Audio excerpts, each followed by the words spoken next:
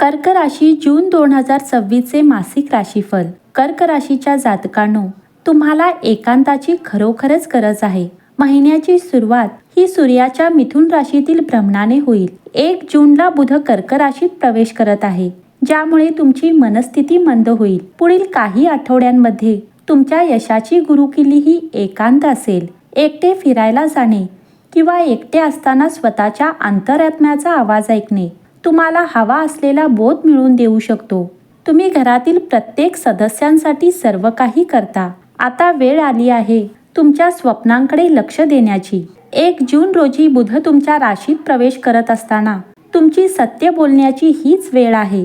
तुम्ही महिन्याची सुरुवात महत्त्वाच्या संभाषणाने करत आहात. तुम्हाला अशी एखादी बातमी मिळू शकते जी तुम्हाला वैयक्तिक वाटेल. सध्या स्वतःवर लक्ष केंद्रित करणे आणि ब्रह्मांडाला तुमच्यासाठी मार्ग मोकळा करून देणे हे तुमचे काम आहे. जून महिन्यात कर्क राशीचे आधिपत्य आहे.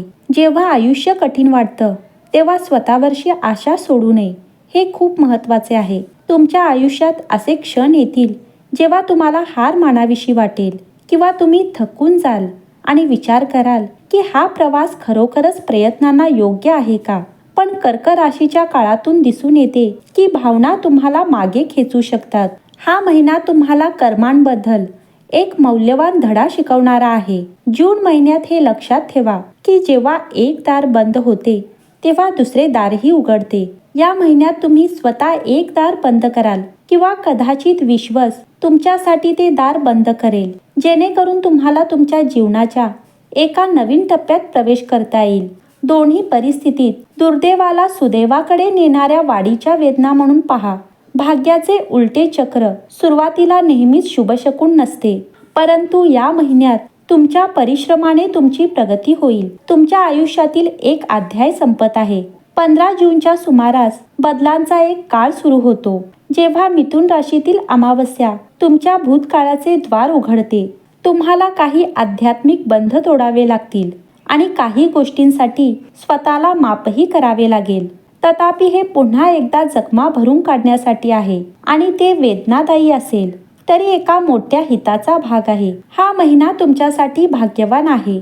जरी तो नेहमीपेक्षा अधिक मंद गतीने पुढे जात आहे असे वाटले तरी 21 जून रोजी मकर राशीतील पौर्णिमेच्या आधी बुध वक्री होण्यास सुरुवात होईल. 9 जूनला शुक्र आणि गुरु हे एकत्र येतील, तेव्हा तुमच्या 12 वर्षातील सर्वात भाग्यवान दिवस उजाडेल. हा क्षण एखादे ध्येय गाठण्याचा किंवा तुम्ही जसे आहात आणि तुमच्या आयुष्यात जे काही घडत आहे त्याबद्दल आत्मविश्वास अनुभवण्याचा असू शकतो. 13 जून रोजी शुक्र सिंह राशीत प्रवेश करेल, ज्यामुळे तुम्हाला तुमच्या आर्थिक बाबी अधिक स्थिर करण्यास मदत होईल. तुम्हाला पगारवाढ किंवा प्रमोशन मिळू शकते किंवा अशी एखादी प्रशंसाही मिळू शकते जी तुम्हाला नवीन उंची गाठण्याचा आत्मविश्वास देईल. 14 जून रोजी मिथुन राशीतील अमावस्या तुम्हाला नाही म्हणण्यास मदत करेल. जर तुम्हाला कामाचा तणाव आणि थकवा जाणत असेल तर काहीतरी गमावण्याच्या भीतीला बळी न पडता काही वेळ एकटे घालवण्यासाठी ही एक उत्तम संधी आहे. तुमचे मन मोकळे करणे आणि ज्या सवयी तुम्ही बदलण्यास व मोडण्यास तयार आहात त्यावर चिंतन करणे तुम्हाला मुक्त करू शकते. तुम्ही एका नवीन जीवन बदलणाऱ्या मार्गाने नव्याने सुरुवात करण्यास तयार आहात. तुमच्या काही नातेसंबंधांमध्ये तुम्हाला परकेपणाची भावना अधिक जाणवू लागेल. तुमचे काही जुने संपर्क किंवा नातेसंबंध तुम्हाला नकोसे वाटतील. तुम्ही त्यापेक्षा पुढे गेला आहात असे तुम्हाला वाटू शकते. पुढील काही वर्षे तुम्हाला अशा संवेदनशील आणि अर्थपूर्ण मैत्री शोधण्यास मदत करतील, ज्या मानसिक समाधान देणाऱ्या आणि जखमा भरून काढणाऱ्या वाटतील. पुढील काही आठवडे तुम्हाला नव्या दृष्टिकोनातून जीवनाकडे पाहण्यास मदत करतील. उच्च स्थानी असलेल्या गुरुच्या संकेतानुसार हा महिना तुम्हाला यश मिळवून देईल, ज्यामुळे तुम्हाला उत्साही वाटेल. मंगळ ग्रह 22 जून पर्यंत तुमचे धैर्य वाढवेल आणि अडथळ्यांवर मात करण्यास मदत करेल. कोणतेही राजकीय संबंध, सरकारी बाबी आणि नवीन प्रकल्प तुमच्यासाठी अनुकूल ठरतील. विशेषतः 21 जून पूर्वी तुम्हाला नेटवर्किंग, जाहिरात आणि प्रसिद्धीमध्ये उत्कृष्ट परिणाम मिळतील.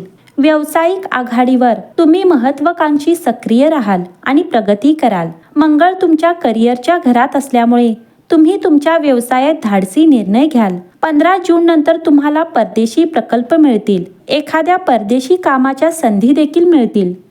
आरोग्याच्या बाबतीत या महिन्यात 28 जून रोजी मंगळ मिथुन राशीत प्रवेश केल्यावर तुम्हाला झोपेच्या समस्यांचा सामना करावा लागू शकतो. जर तुम्ही खूप जास्त काम करत असाल आणि अतिरेक होत असेल तर त्याचे परिणाम तुम्हाला भोगावे लागतील. हा महिना तुमच्यासाठी मानसिक आरोग्यासाठीच नव्हे तर शारीरिक आरोग्याचीही काळजी घेण्याची गरज आहे.